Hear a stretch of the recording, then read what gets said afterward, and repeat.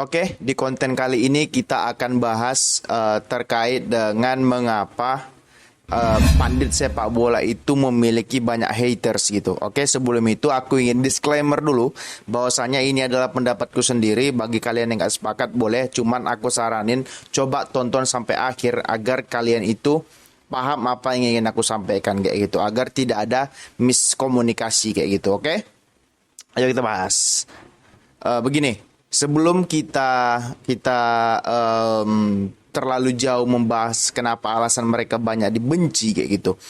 Begini, kita bedakan dulu apa itu pandit, komentator dan juga host lah kayak gitu. Kalau host yang memandu acara lah, misalnya kayak host itu kan kayak misalkan yang kalian sering lihat di TV-TV itu biasanya sih diperankan sama wanita kayak gitu loh. Sedangkan komentator itu adalah orang yang memandu jalannya laga gitu. Artinya dia yang kayak contohnya yang menjadi komentator terkenal di Indonesia itu kayak Jebret, kayak Valentino Jebret gitu. Itu kan adalah seorang komentator yang mana dia memandu jalannya laga agar laga itu tidak berjalan boring, yang mana harus diisi oleh seorang komentator. Dan juga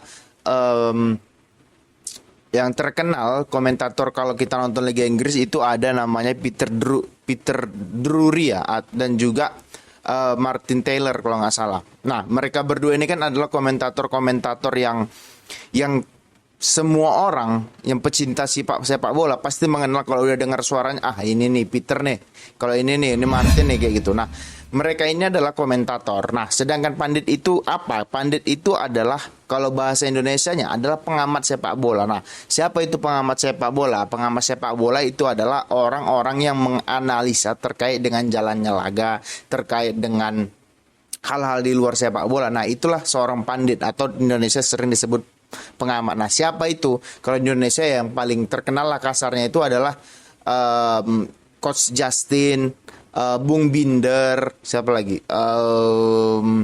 Panji Suryono dan lain sebagainya. Nah, itulah perbedaan antara host, komentator, pandit ataupun pengamat kayak gitu. Nah, kita ambil dari kata-katanya aja gitu loh. Pandit itu adalah orang yang menganalisa jalannya pertandingan atau memprediksi, kasarnya memprediksi bagaimana jalannya pertandingan berdasarkan pengamatan dia, berdasarkan penampilan klub sebelumnya, berdasarkan kondisi tim pada saat itu. Nah, dia akan mengolah data yang ada di dalam yang ada di dalam pikirannya itu menjadi sebuah kalimat agar kalian yang menonton itu menjadi menarik. Oh iya, benar yang dia katakan. Nah, biasanya orang yang kayak gini-gini ini adalah orang yang sangat percaya pandit. Ini adalah orang-orang yang suka judi biasanya untuk masang parlay gitu. Nah, itulah mengapa pandit itu disebut pengamat kayak gitu. Nah, yang jadi masalah sekarang kan adalah di Indonesia, khususnya di Indonesia, pandit itu dianggap sebagai orang yang harus selalu benar. Enggak kayak gitu. Namanya juga analisa. Analisa itu kan adalah mengkaitkan hal satu dengan hal yang lain sehingga muncullah sebuah pendapat. Kayak gitu, berdasarkan data, bukan berdasarkan apa yang akan terjadi. Kan itu analisa kan begitu gitu loh. Nah, kalau kita bicara pandit lagi di luar negeri kayak gitu. Nah, kata pandit ini kan sebenarnya banyak digunakan itu di Liga Inggris ya itulah.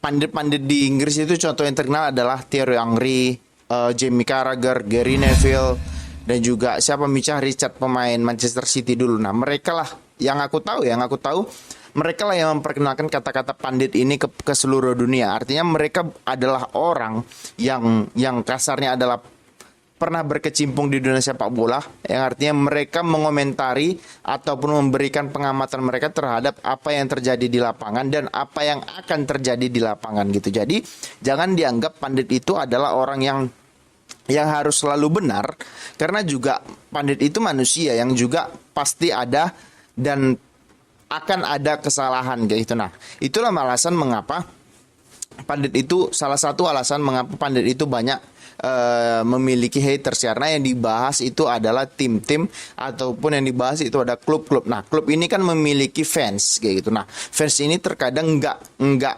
setuju ketika timnya yang dikatakan itu misalkan bermain jelek atau tim yang dia dukung itu dikatakan bermain tidak sesuai ekspektasi atau sedang kalah lagi dibully, dia nggak sepakat. Makanya muncullah haters itu kayak gitu loh. Nah, yang selanjutnya itu adalah mengapa juga pandit itu banyak dibenci kayak gitu loh. Kalau menurutku apa ya? Kalau kita bicara tentang pandit, contoh yang paling nyata deh, haters itu yang banyak menghajar pandit itu adalah pada saat Coach Justin yang mengatakan bahwasanya si Bayern Munchen itu akan menang di melawan Villarreal. Pada saat video itu aku nonton video yang beliau mengatakan itu kalau Munchen kalah, aku akan jual semua hartaku kayak gitu, akan jual rumahku kayak gitulah kasarnya. Cuman konteksnya yang kita lihat adalah based on apa kayak gitu. Menurutku tidak ada satupun orang di dunia ini yang meyakini Villarreal akan menang melawan Bayern Munchen gitu. Based on what? Based on secara tim, secara kedalaman tim, secara cara bermain. Tidak ada satupun orang yang percaya Villarreal akan mengalahkan Bayern Munchen di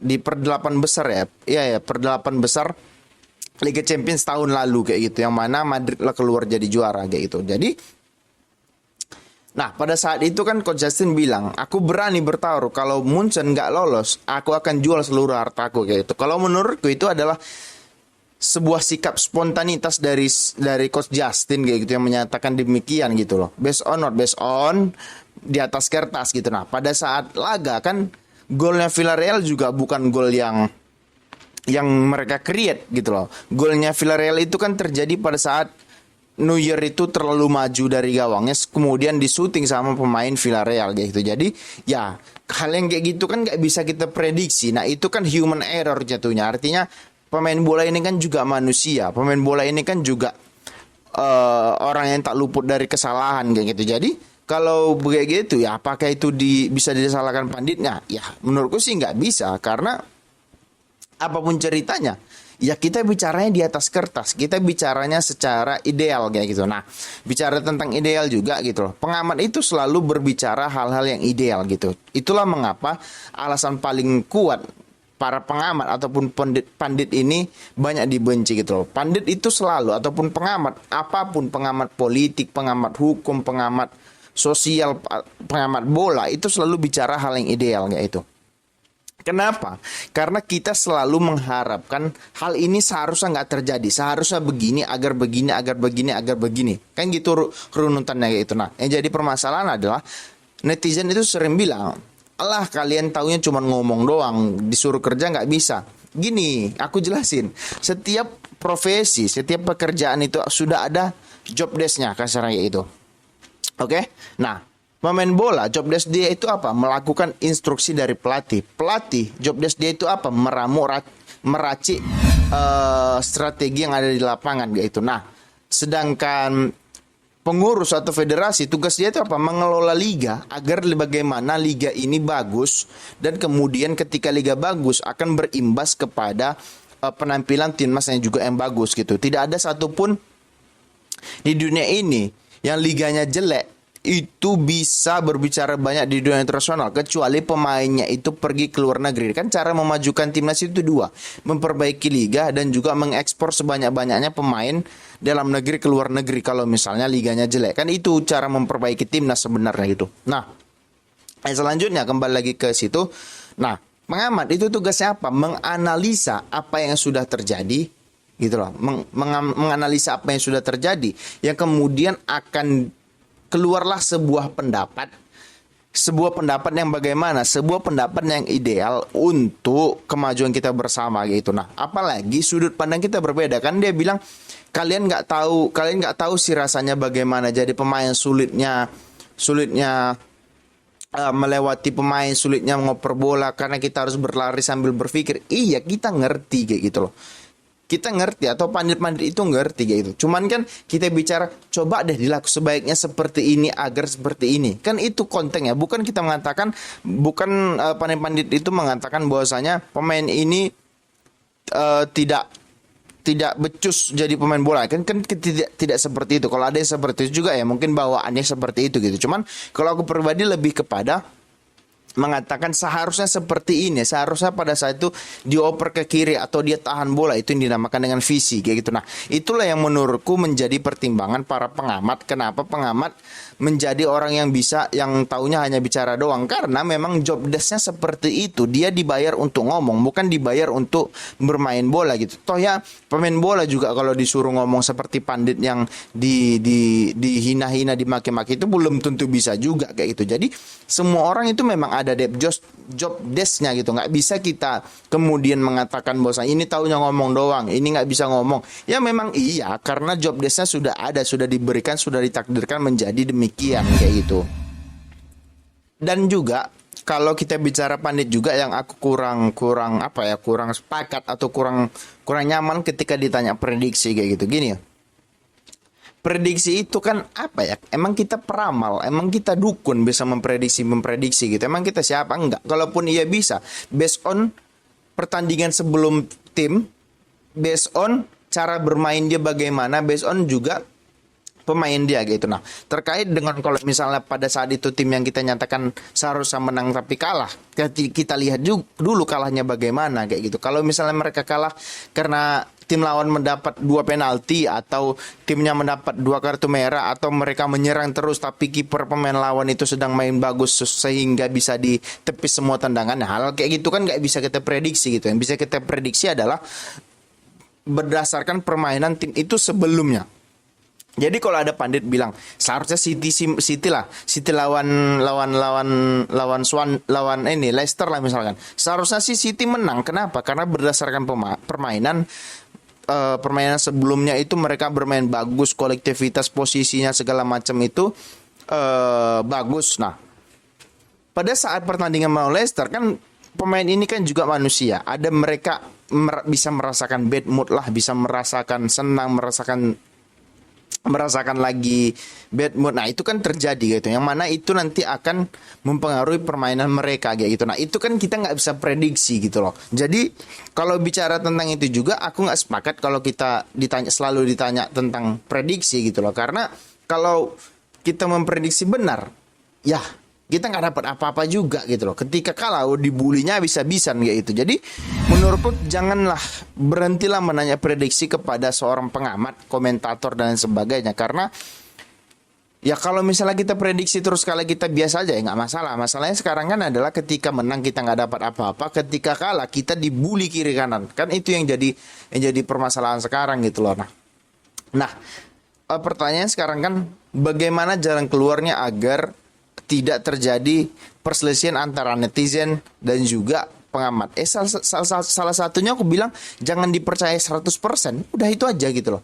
Karena pengamat juga mengeluarkan pendapatnya berdasarkan pengamatan dia. Namanya juga pengamatan, berdasarkan pengamatan dia yang kemudian dia tuangkan dalam sebuah pendapat.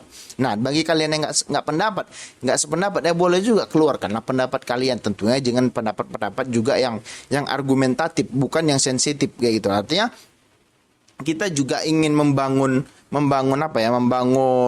budaya diskusi yang sehat gitu loh. Jadi menurutku berhentilah kita untuk berdebat, untuk saling mencaci maki gitu. Kalaupun misalnya ada pandit yang mengatakan mainnya timnya jelek, ya kalau memang jelek mau bilang apa gitu loh. Kalau kalian nggak sepakat, ya sudah, kalian kasih pandangan kalian berdasarkan apa yang kalian percayai. Jangan ngotot bahwasanya maki-makilah segala kebun binatang keluar kayak gitu. Jadi menurutku nggak bijak kalau kita bangsa yang beradab kemudian kita mengeluarkan pendapat yang tidak beradab kayak gitu loh. Jadi itu dulu kenapa alasan pandit itu memiliki banyak haters gitu ya. Alasannya seperti yang aku bilang tadi, karena pengamat itu adalah pengamat yang mengeluarkan pendapatnya berdasarkan apa yang dilihat dia. Yang kedua, karena sering ditanya prediksi ketika kalah dibully kiri kanan, cuman ketika menang nggak dapat apa-apa dan lain sebagainya. Oke. Semoga kalian tercerahkan. Bagi kalian yang suka silakan di subscribe, di like, and di komen, dan ciao.